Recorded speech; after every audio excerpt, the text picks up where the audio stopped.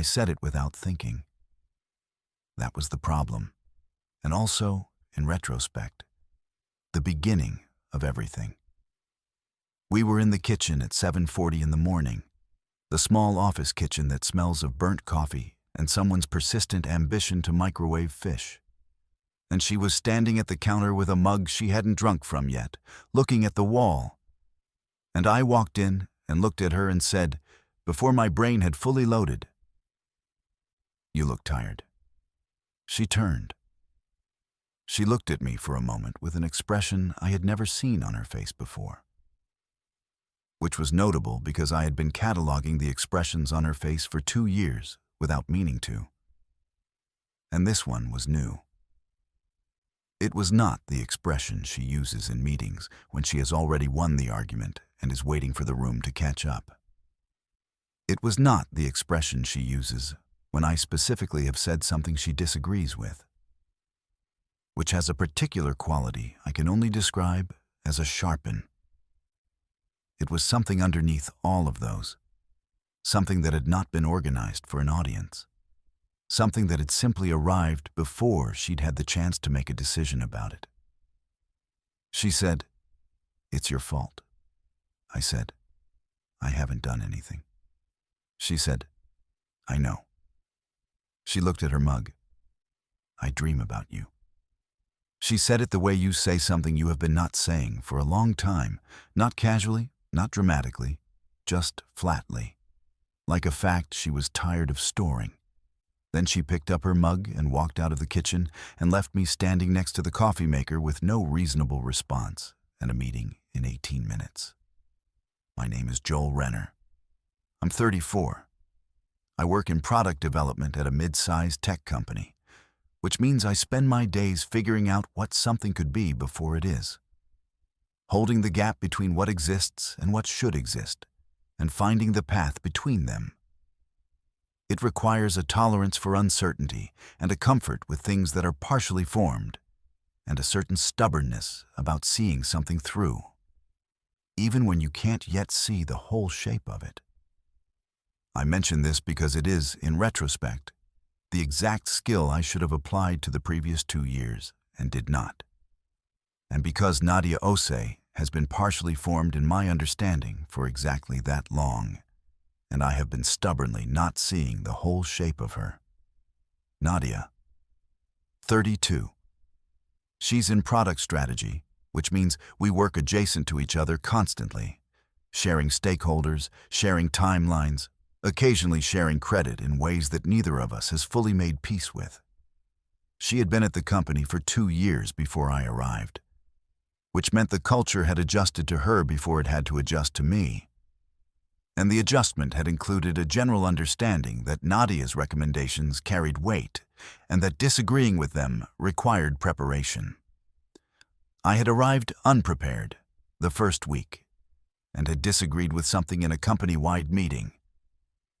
And she had looked at me with a sharpen and dismantled my position in 3 sentences. And I had gone home that evening and spent 2 hours rebuilding my argument and had come back the next morning, and she had said, "Better." And that had been the beginning. 2 years of it. Her particular way of entering a conversation, not interrupting, just arriving at the point where it would be most useful for her to have a position. The small silver ring she wore on her right index finger that she twisted when she was thinking, which I had noticed around month 2 and had been noticing ever since. The coffee she didn't drink, which I had also noticed, she made it, held it, left it unfinished every morning. Like a ritual that was more about the making than the having. The first meeting of the day, where she was the only person who had read everything, and the last meeting of the day, where she was the only person who remembered everything from the first one. I had filed all of this under professional attention and kept it there with the specific effort of someone who knows they are filing something incorrectly and does it anyway. I spent the morning of the kitchen conversation not thinking about what she'd said, which is a full-time occupation, not thinking about something. It sits at the center of all your attention, and everything you do goes around it and you tell yourself you are not thinking about it. And this is technically true in the way that a black hole is technically not visible. We had a product review at 2 o'clock. She was there, I was there. The table between us was the same table it always was, and she was the same person she always was, and she was looking at her notes, not at me, which she also always did. Except today, I was aware of it in a way I hadn't been yesterday. After the meeting, in the hallway, I said, "Hey." She stopped. She turned around slowly. The specific Nadia turn of someone who has been waiting to have a conversation and has mixed feelings about its arrival. I said, "I want to ask you something." She said, "I assumed?" I said, "You don't have to tell me anything." She said, "I know." I said, "But I've spent all morning not thinking about what you said, and I'm not very good at not thinking about things." She said, "You are, in fact, not good at that. I have observed this in meetings." I said, "I know. It's been pointed out." She was quiet for a moment. The hallway was doing its between meetings thing, people moving through, nobody paying attention to us. She said, "I didn't mean to say it." I said, "I know." She said, "It was 7:40 in the morning and I hadn't had coffee." I said, "You never actually drink the coffee." She stopped, looked at me. "You noticed that?" I said, "Month 4. Her expression did something small and specific, not the sharpen, not the meeting face, the third thing, the one from this morning. She said, "What else did you notice?" I said, "The ring on your right hand. The way you arrive at the point in a conversation where it's most useful to have a position. The fact that you read everything before the first meeting and remember everything through the last one." I held her gaze. "I've been noticing things for 2 years. I should probably tell you that." She looked at me for a long moment. The hallway thinned and then emptied as the next set of meetings started, and we were more or less alone in it, which neither of us had planned and neither of us moved to change. She said, "I've been dreaming about you since the Parker Project." I said, "That was 8 months ago." She said, "I know." I said, "The Parker Project was the one where we disagreed about the user flow, and you were right, and I admitted it, and you said." She said, I said, "Thank you for that." Not sarcastically. She twisted the ring, once. "No one in that company says thank you for that when they've been wrong. You said it like it was just the obvious next thing." I said, "It was." She said, "I know. That's why." She stopped. Started again. "I've been trying to figure out what to do with you for 8 months." I said, "What have you decided?" She said, "Nothing useful." I said, "Nadia." She said, "I'm aware this is a bad idea." I said, "Which part?" She said, "The part where we work together constantly and share stakeholders, and the org chart puts us in each other's business every week, and..." She stopped. "You know all of this." I said, "I do." She said, "And you're still asking?" I said, "I'm not asking yet. I'm still in the telling you things phase."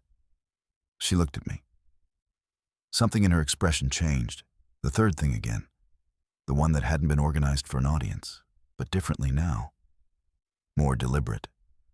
Like she had decided to let it be visible, rather than it simply arriving before she could stop it. She said, "What else are you telling me?"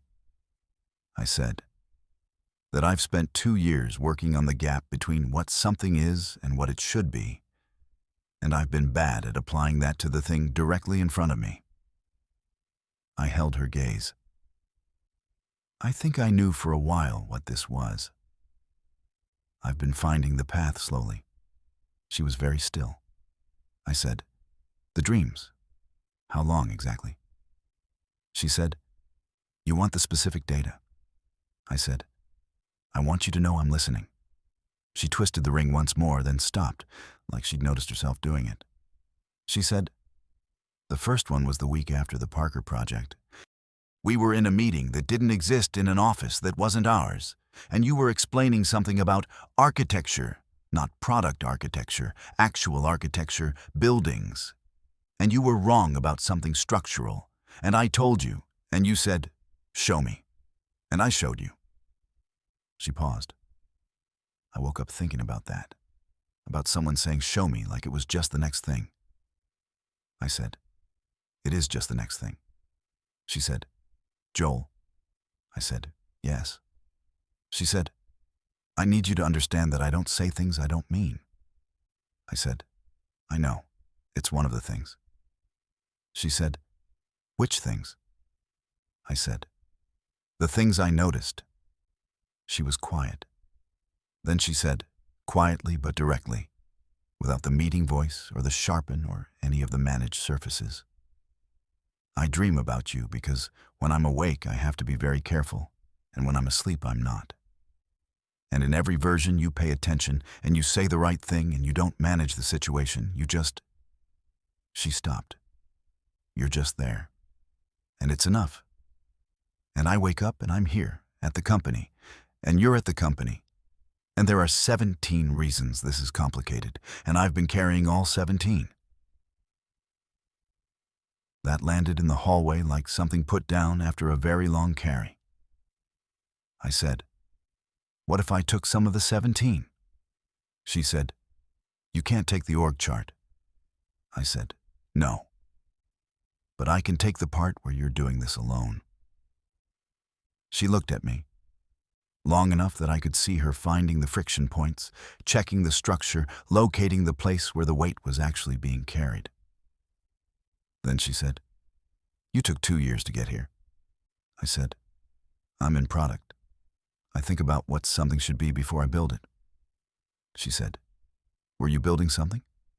I said, "I was trying to see the whole shape." She said, "And now?" I said, "Now I can see it." She twisted the ring once, stopped, set her hand flat against her notepad. She said, "There are still 17 reasons." I said, "I know." She said, "We're going to have to be careful." I said, "I'm good at careful." She said, "You're actually quite bad at careful. You say what you think in meetings." I said, "That's a different kind of careful." She looked at me for a moment, and then something crossed her face that was not the sharpen and not the third thing, but something new. A fourth expression I hadn't cataloged yet, which was lighter than all the others. She said, "You told me I looked tired." I said, "You did look tired." She said, "It was the most disarming thing anyone has said to me in a professional context." I said, "I didn't think before I said it." She said, "I know, that's why." She held my gaze. The managed version of you I could have handled. The version that doesn't think before it says things in the kitchen at 7:40, I said, "That's just the version." She said, "I know." She breathed out. That's the problem. We were careful. We were careful in the ways it was possible to be careful. Taking the time that needed to be taken, being certain enough to be fair about it before anything became undeniable. Having the conversations that needed to happen before the ones that were easier. We disclosed to HR at the point where it was the right thing to do, which was 3 months in, which was also the point at which both of us understood that the 17 reasons were present and manageable, and not the same as impossible.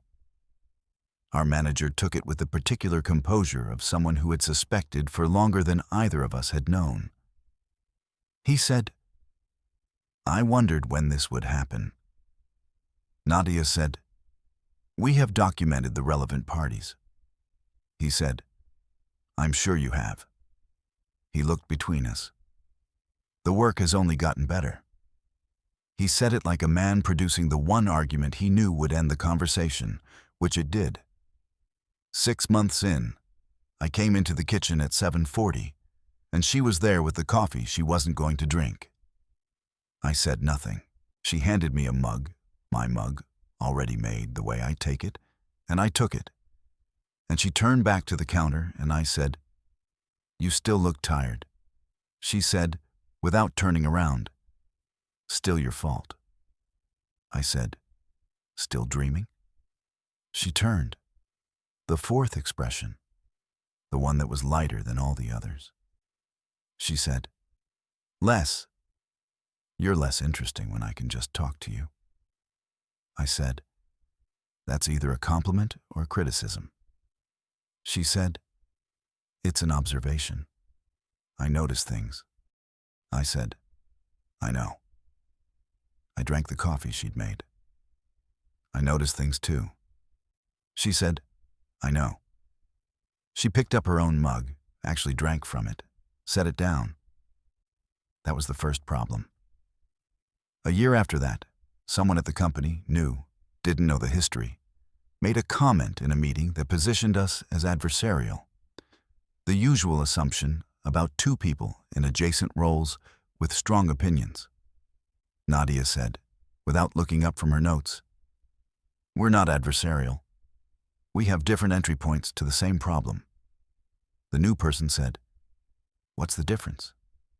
Nadia said, "Adversarial means you're trying to win. We're trying to get it right." She looked up then, at me. Not long, just long enough. That's always been the thing. It always had been. I should have noticed sooner. I was 2 years into the job before I looked up from the gap between what something was and what it should be, and found that the whole shape had been visible for a long time, waiting patiently for me to stop working on everything except it. The coffee she makes is still more than she drinks. I finish it now. This seems like the most practical solution, and also, somehow, the right one. What would you have done if someone looked at you and said, completely without warning, that they dream about you? And have you ever had someone notice the small things about you, the ring, the coffee, the way you arrive at a point, before you understood what their noticing meant? Tell me in the comments. If this one stayed with you, leave a like, subscribe, and I'll see you in the next one.